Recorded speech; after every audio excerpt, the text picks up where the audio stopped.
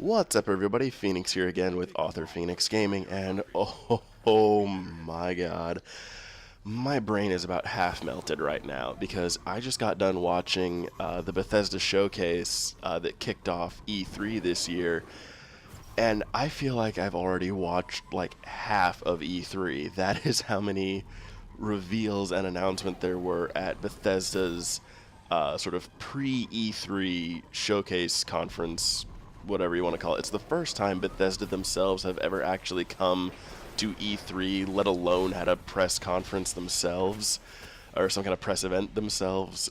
So I honestly wasn't quite sure what to expect, and they took advantage of that lack of expectation and blew my mind into itty bitty bits.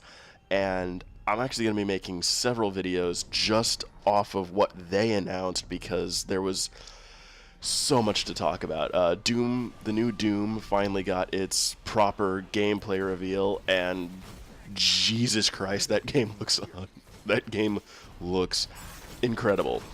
But I'll save that for its own video. There was also an announcement of Dishonored 2 and a definitive edition of the first Dishonored, which, oh boy, do I have a lot to say about that. But finally, last but definitely not least, is the subject of this particular video, and that is not so much the announcement, but the reveal of Fallout 4 and its release date. And we're actually getting Fallout 4 a lot sooner than I had expected. Considering this is the first time it's ever, at least from my perspective, the first time it's ever been really officially announced and officially revealed to the world, I was expecting this game to have at least another year in development. But it doesn't have another year in development. As a matter of fact, the release date for Fallout 4 is November 10th this year. So we really don't. We've only got about, at this point, we've got just under 5 months to wait before Fallout 4 hits the shelves. And especially based on what they revealed of the game at their showcase, literally just now, like as of recording this, it's been over for maybe an hour. So, and there are three big things I want to talk about with Fallout 4. But the first thing I should probably get out there right out of the gate is that I have never been an active fan of the Fallout franchise. I first kind of got my feet wet with it with Fallout 3, but I don't know whether it was just the setting didn't really pull me in all that much, or if it was just because I'd never been a fan, I never really was committed to that game. So when something else came out, I don't even remember what it was, but it pulled me away from the game pretty quick. But I enjoyed what I played of Fallout 3, and I think the thing that really just kind of pushed me away from the game was the setting, like the color scheme of the world seemed like it was universally browns, yellows, and muddy greens, and that sort of almost monochromatic look to the world, it didn't really make it feel like a real place to me, and it didn't really look like a place that I might want to actually explore, so I didn't really get into that game as much as I wanted to, and that's honestly been one of my biggest regrets of the last-gen systems, is that I never really felt like I gave Fallout 3 a fair shot. And as a matter of fact, I still have it, actually. I bought it used probably 2 or 3 years ago, and it's been sitting on my shelf ever since. I never actually got around to playing it. So I've always wanted to get more into Fallout and really sort of sink my teeth into one of those games. And I didn't play New Vegas, largely because I know Obsidian's track record with RPGs, and I wasn't willing to risk that with New Vegas. But especially with what they revealed with Fallout 4, I need this game in my life. The first thing that really hooked my attention was the fact that this game actually starts before the nuclear apocalypse. So for me, that translates into a much better chance that I will get really invested in the world before it actually sends me out to explore it. It'll give me a sense, obviously, since I've never really played any of the previous games, that I am sort of coming into this from the beginning. And I know that's mostly illusion, but it's an important illusion, we'll put it that way. It gives new players like myself a much better into the game, a much better way for us to actually get into the game than, say, Fallout 3 did.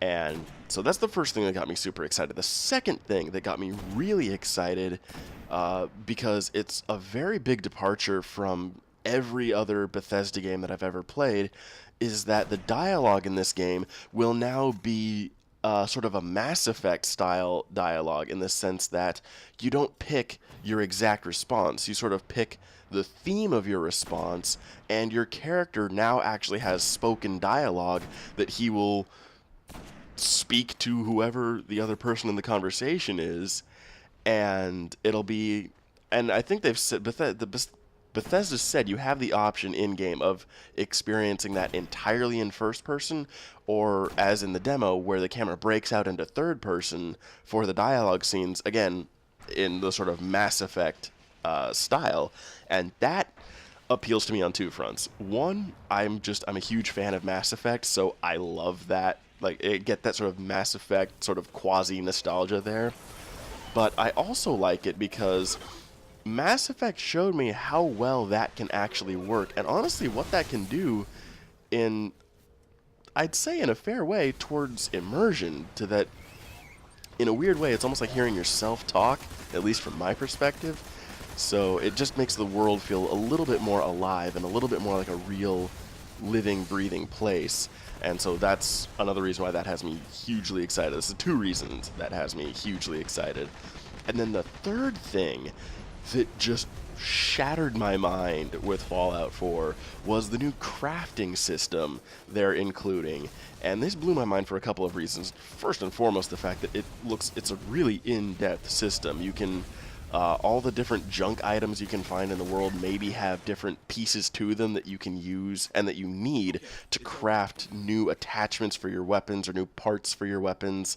And you can like turn these, like you can take a basic laser pistol, and in the demo you saw him like go through different parts and swapping things out and actually creating like a laser rifle with it and different subtypes of that laser rifle. And you can do that with all the different weapons in the game, and you can even do that to your power armor, sort of mix and match parts and customize things, and it looks really, really cool.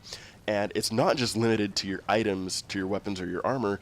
You can also build actual settlements, and not just one. They said in the reveal, and if I can find a video of it on YouTube, link to that in the description.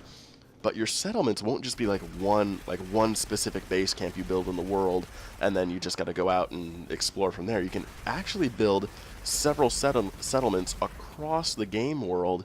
And it reminds me a lot of Minecraft, honestly, like, in the sense that it's not just like you're building one house and that's it, kind of like you did in Skyrim with the Hearthstone DLC. It's, you build a house, you build trading outposts, you build farms, and you build all these sorts of crazy things to have a real living, breathing settlement, and it just, like, I'm trying not to squeal like a little girl with excitement over this, because I thought the Hearthstone DLC in Skyrim was a really cool thing, and I was a little disappointed by how I was actually significantly disappointed by how, like, low-key it was and sort of how limited that it felt, and I was hoping for a more Minecraft-style system where you could sort of place items individually and not just, as Todd Howard even said in the showcase, that, you know, you can... Oh wow, now that I've said it, I'm totally spacing on what he just said, but like, or you can, like in Skyrim, where you would buy like certain packs that would be automatically placed in your house, whereas in this game you can actually place like your chairs, your beds, your dressers, you can all place that where you want it yourself, and that is an enormously cool feature for me, and I'm so glad that I don't have to wait another year to get my hands on it, because I love that level of customization in games. And you can even build defenses to guard against raiders that will inevitably come to attack your settlement. And it just, between that and the your character having actual spoken dialogue and the pre-apocalypse opening for the game, like, it just, Fallout 4 looks like it's going to absolutely blow my mind, and I can't wait to get my hands on it, because as much as I've been enjoying the next-gen consoles, I'm a huge RPG gamer. I love role-playing games, and that's the one genre that has really that hasn't had any real showing on the next-gen consoles yet, so I am super excited to see where that goes. And I should also point out, a lot of these changes that I've talked about here in with regard to Fallout 4 make me very curious and excited to see what, if any, and hopefully all of these changes make their way into the next single-player Elder Scrolls game, because that's kind of been Bethesda's thing, where they did, I think they did Oblivion, and then they did Fallout 3, and then they did Skyrim, and then now they're doing Fallout 4, so, you know, if that pattern holds true, the next game they're going to come out with after Fallout 4 is going to be another Elder Scrolls game.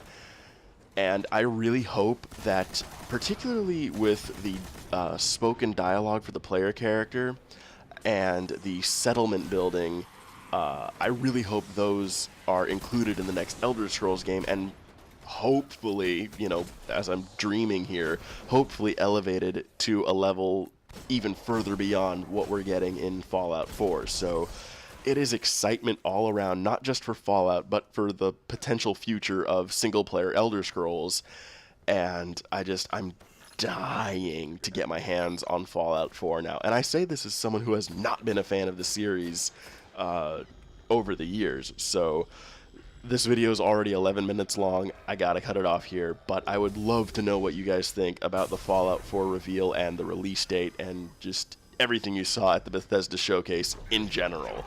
So that is it for this video, guys. I'll have at least 2 more coming out for Doom and Dishonored, and I hope you guys enjoy those videos as well. I hope you like, I hope you subscribe, and as always, I will catch you in the next one. Take care.